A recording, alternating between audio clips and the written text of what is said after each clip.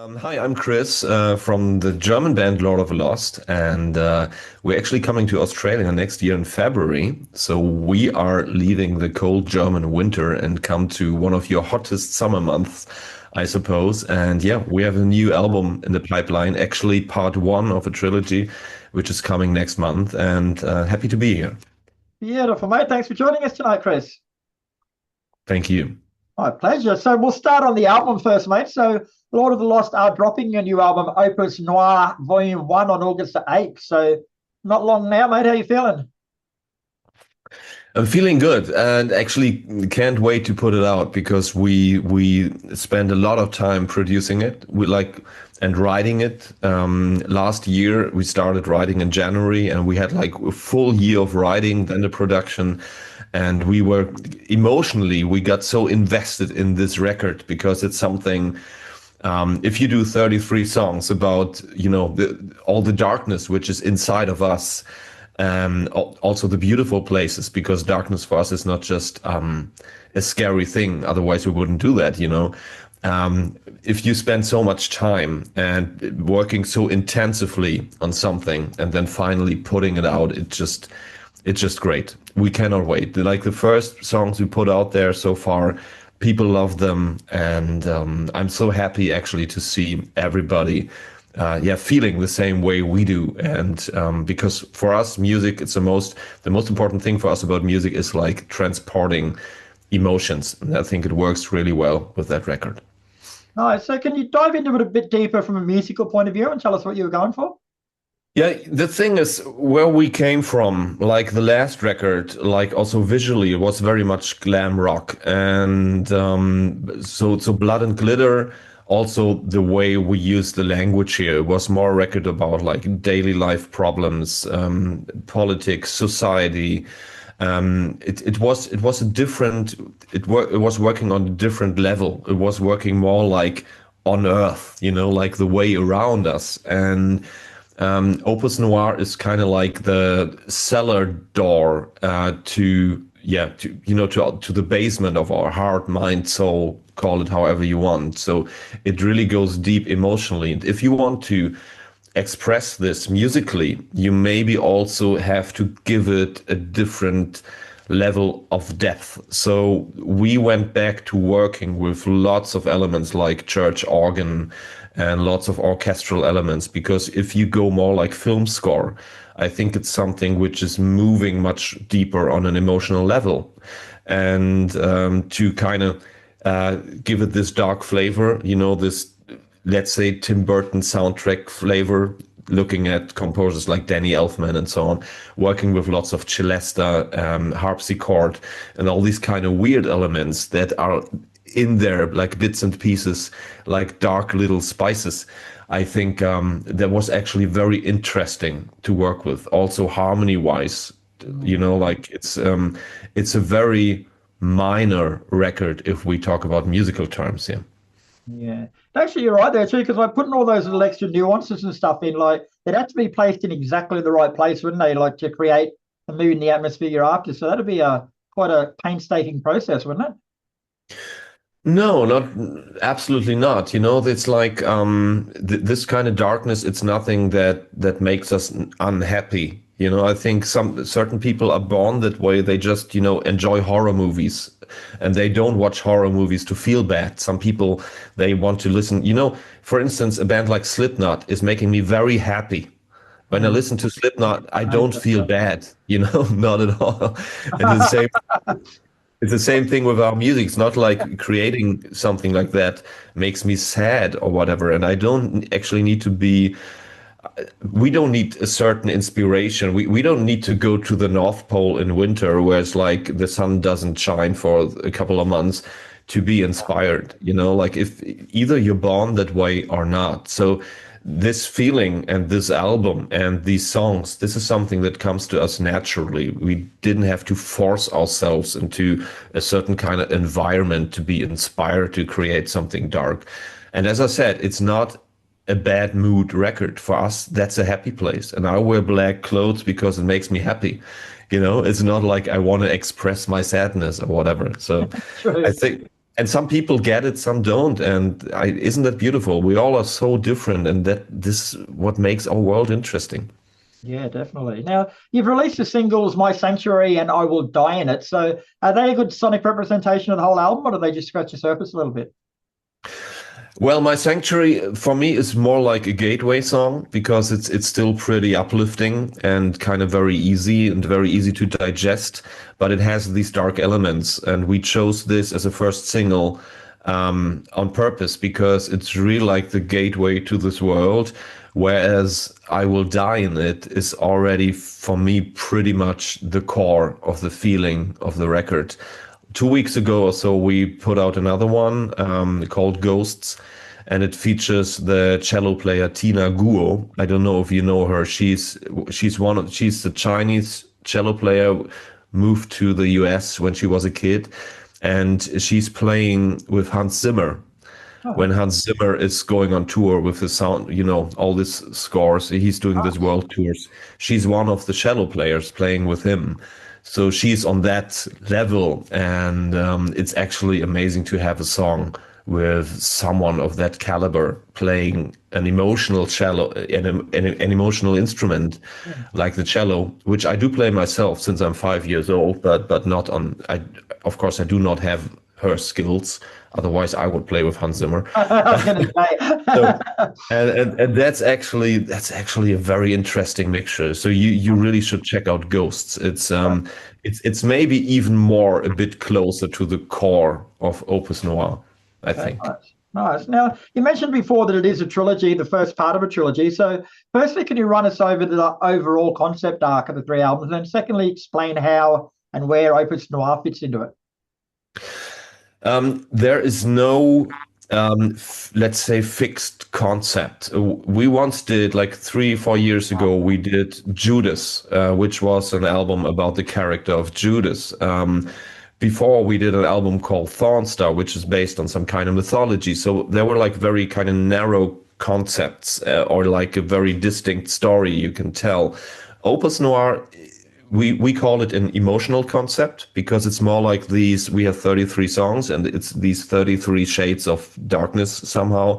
Because when you go into this cellar door inside your heart, your soul, your mind, there's many shades you can explore from, you know, comfortable melancholy to fear and some scary parts of the darkness. And there's like so many. There's like haunted places, there's beautiful places, there's memories, there's sentimental feelings. So there's a lot of explore. So this is like the emotional concept, like this darkness inside ourselves. But it's not like one story that we're telling. And about how it evolved, actually, we didn't plan it. We just said, let's just make another album. We knew it should be a dark album, but we said, let's just do a very normal album. And then we started writing, and we wrote more and more and more and more. And normally, when we write, there's like a selection process where we feel like, no, that doesn't fit. That doesn't fit. That fits. All right. So you throw stuff away and you use it later, or maybe some other artist needs a song, or you never use it, or it was just shit. But this time we didn't feel like we want to throw anything away, except for one song. So we wrote 34. We threw one away. It didn't feel Opus Noir. And then we were like, okay, what are we going to do with the rest? We don't want to do an album and 20 bonus tracks. We actually don't want to put out everything because they are all feel equally important to us. So we came up with the trilogy idea, and our label said like, yeah, let's do it. Nice. So, all three albums are written and recorded already. Yes, yes, they were all written. That's a beautiful thing, and what makes it not fall apart. We wrote all the songs last year, or like some were written before, because sometimes you write a song and it doesn't fit to the era of the band at this moment, so it has to wait. And then we produced everything, and during the production, or like at the end of the production, we decided which track goes on volume 1, 2, 3. And the selection process was mainly with volume 1. We really wanted to show the essence of Opus Noir, because if you present something new, you want to present the core, like the major feeling, and then it's opening up a bit more and more through volume 2 and 3, getting a little more experimental, a little brighter, a little more hopeful here and there. And but it still feels like the same world because it was really everything written and produced in the same time. And this is why we release it like so shortly, one after the other. Part one is coming in August, part two in December, part three in April. So we count this as one album, which is just being released. Like we see it a little more like Guns N' Roses Use Your Illusion 1 and 2. For me, it's also the same record. Or System of a Down, Mesmerize, Hypnotize. It's kind of the same thing. And I think they did the same. I think they did it the same way. It was all recorded at the same time, and it captures a certain moment and a certain feeling in our lives. And this makes it one big record. Yeah, nice.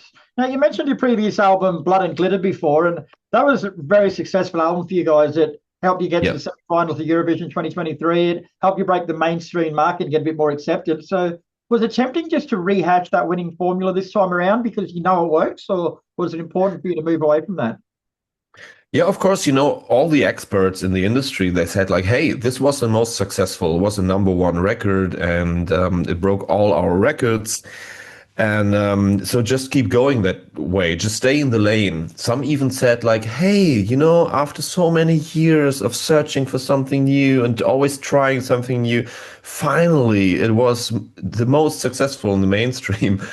And we were like, okay, do you think that we always changed because we were searching for the one recipe and now we found it and we stay like that? And they were like, yeah, of course. Otherwise, why would you change all the time? And we were like, we do because that's what artists do. Not all of them. Some bands, they like to, let's say AC/DC, they have the traditional thing going on. Of course, they did some experiments, but more in a narrow lane.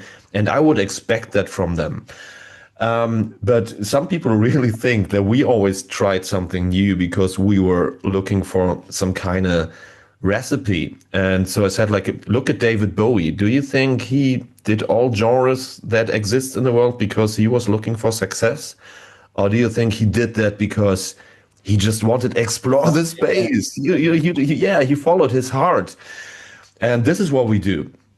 This is what we always do. And with Blood and Glitter, we kind of left our artistic framework quite a bit. We kind of stretched that out. And now we're pulled back, gravitated back to our core. Oh, sorry, that was my mobile phone.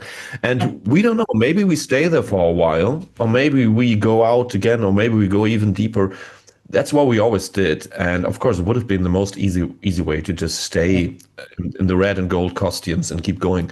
But that wouldn't be interesting. We want to explore this. Music became our job, but we still make all the decisions like it was just our hobby. And this way, we stay 100% true to ourselves. We don't even check what fans would expect from us. I think the way we can respect our fans the most is to not care about their opinion. Why? Because if we would do things for them, we wouldn't be authentic. Yeah, and fair. they deserve a 100% authentic band. So it might be a weird thing to say, but not caring about their opinion is actually giving them the highest level of respect because they get 100% us.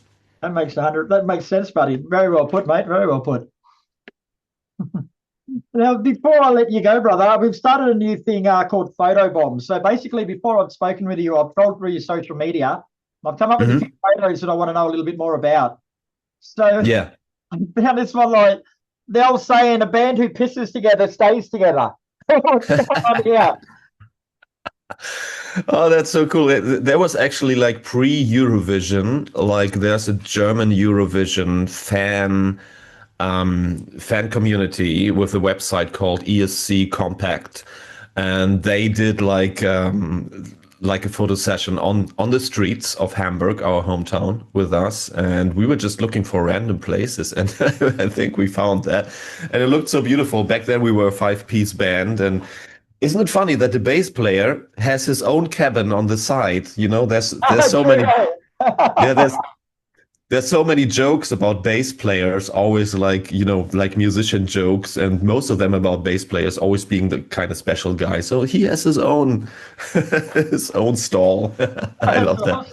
awesome. All right, and the other one I found is at first I thought this was a really cool place for you to play a gig, but then I saw baseball bats and flowers, and it doesn't look like a normal gig to me. Yeah, no, that's not a concert actually. You see me, there's two guys in the middle. It's me, and the other one is Swiss, a singer of a German band, and him and we have a podcast together, which is called Swiss and HARMS.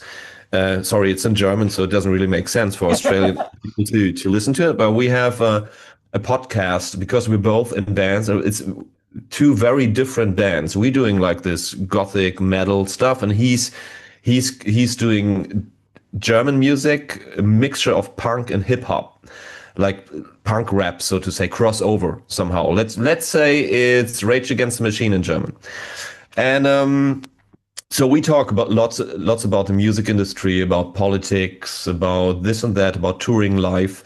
And what we did there for a couple of days before Christmas, we were doing a live podcast in a church together with my keyboard player, that's a guy with a baseball bat, and his guitar player. So we played some music in between, but we were actually recording live episodes of a podcast in a church. And that was like, it was a special thing to do. It was really magical to have fans from both bands together sitting there in a church and recording a couple of podcast episodes.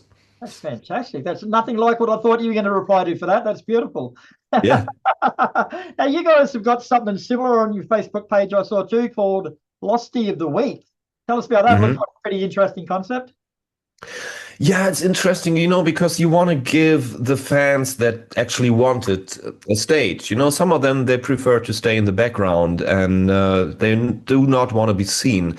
But in the alternative music scenes, especially when you touch things like goth and things that glam rock or whatever, people that go more, and also like Eurovision fans, which are very colorful, and many of them, they really like to show themselves. They invest so much time in outfits, makeup, or whatever, or maybe tattoos, fan art tattoos.